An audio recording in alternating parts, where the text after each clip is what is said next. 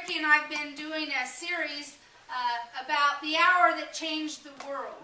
And each week we've been giving a different aspect that it may not change the world at large, but it will change how you are in the world. Amen. Ways to communicate with God that are very simple, that don't require, some extraneous, difficulty of being down on your knees for hundreds of hours. God's pretty fast. And so we've been going through that, and this week it's called watching. Watching.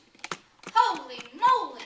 I stumbled with that watching word, didn't I? We sit down on the porch, and I said, shouldn't waiting be there? And he said, we already did that.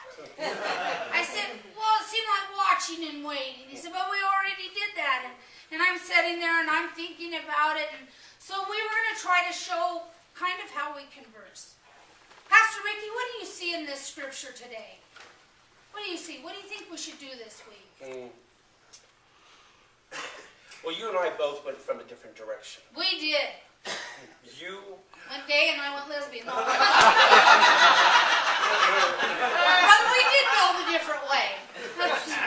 That's usually how we go all the time. But as we were discussing, we were thinking, I like the Colossians passage, and you like the passage from Matthew. You said, well, because you were talking about how watching means be prepared for the second coming of Christ. Yeah, so I jumped in on that because, God was very loving to me, Gave me a Pentecostal buddy here. And my first student, as I was student clergy, my first teacher was also from Assembly. Prepared me for this moment. And he had us read this book called, I think it was Curious Cults. I couldn't find it on the internet. It's probably in the museum with my roller skates. Because he thought it very important that I come to understand that there's something called spiritual warfare that happens in the world. And he really wanted me to understand the difference between a Christian walk in faith and possibly a cult walk in faith. And so we read this book, and it talked about how cults come together. And they come together and they have a certain way they work the group. And as I started to read the book, and we started to bring it up to date with more cultish activities seen, like David Koresh, Jimmy Jones, a cult person to be a cult, it usually has a person who believes they have the power to tell the revelations from the book of Revelation. Somehow they have been given voice to tell us when the end of time is going to happen. But the thing that happens is they start to seclude the people from their family, from their friends. They start to break up their marriages. They do these long teachings where you just go on and on and on.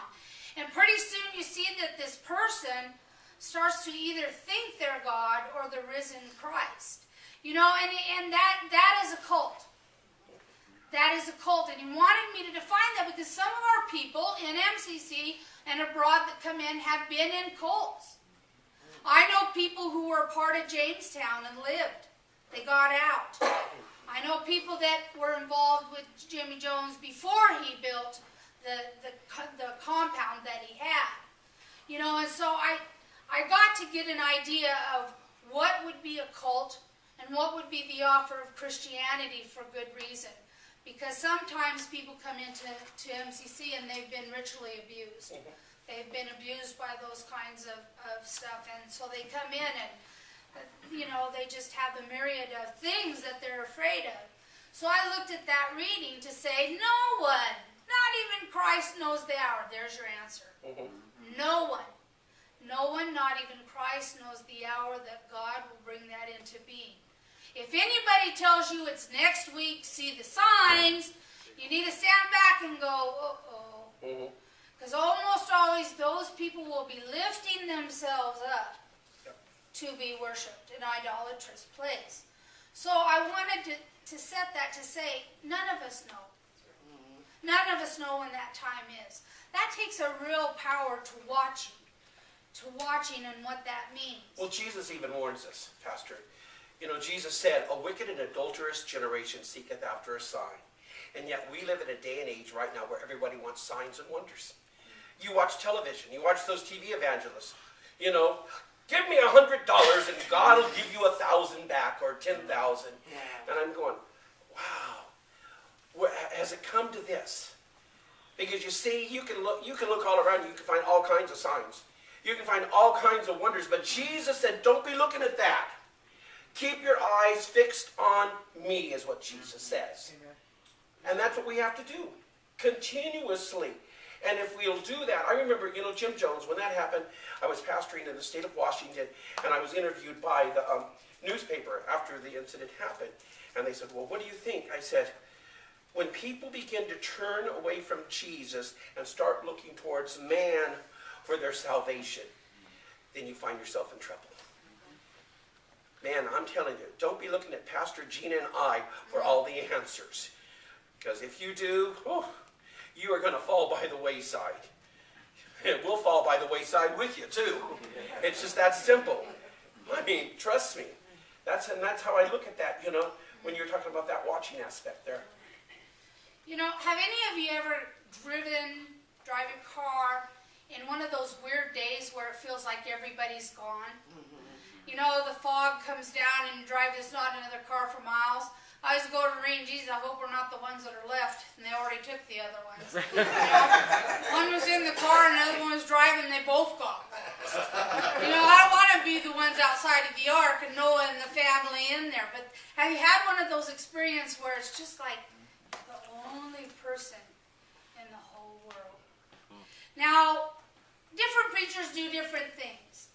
And so we started to talk about how do you watch and how do you know when God is speaking to you individually? And I started to talk to Rick. I said, you know, Ricky, it's not a great big voice for me. It's not like, Gina, what? This is what I want you to do. Okay, what? You know, it's not this commanding thing that just directs me. Now, although I have at times had a direction to take with the church that I'm going, God, you must be crazy. Why am I doing this? And I came to understand that that still small voice is like a rudder on a boat.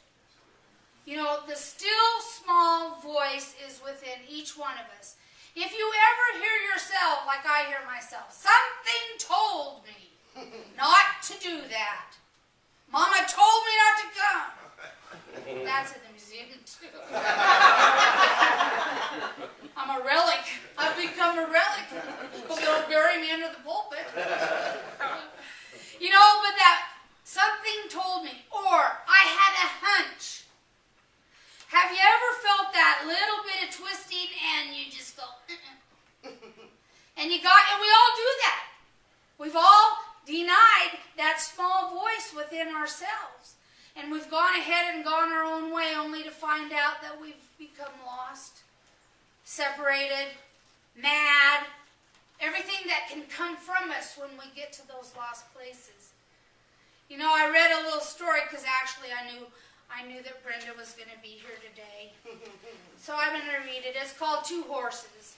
So that you understand, there was a horse that hated being put in any kind of closure, and every time they loaded it in a trailer, it kicked and kicked and kicked.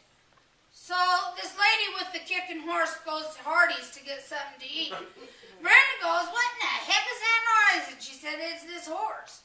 It will not load. It's on his way to the canner. Yep, that's that ground up stuff I feed the cats. It's the glue we use.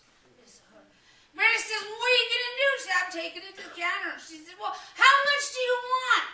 She says, I'll deliver him wherever you want. Brenda has never had a horse. Now she has a horse who has asthma and can't eat hay. And you know, gets asthma when it gets tired of hauling the kids around, she tells me. Her nephews and nieces start